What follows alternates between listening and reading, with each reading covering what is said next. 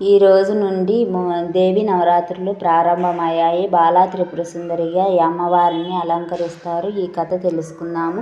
పూర్వం బాండేశ్వరుడు అనే రాక్షసుడు తన పిల్లలతో కలిసి ముల్లోకాలలో ఉన్న ఋషులను, మనుషులను తన ఇష్టం వచ్చినట్లుగా హింసిస్తూ ఉంటే కాకుండా ఇంద్రలోకం లాంటి లోకాన్ని సృష్టిస్తాడు. పరిపాలిస్తూ ఉంటే బాండేశ్వరుడు తన 30 మంది పిల్లలతో కలిసి ఇంద్రలోకానికి వెళ్ళి ఇంద్రుని జయించి ఇంద్రలోకాన్ని తన అదుపులో పెట్టుకున్నాడు. దీనితో బాండేశ్వరుని భయపడిన ఇంద్రునితో సహా స్వర్గలోకంలో ఉన్న దేవతలందరూ మహావిష్ణువు దగ్గరికి వెళుతారు. తమ గోడును చెప్పుకుంటారు. బాండేశ్వరుడు అంతం చేయాలంటే అది కేవలం మహాశక్తి వల్లనే అవుతుంది. మహావిష్ణువు వారికి వివరించి చెప్పారు.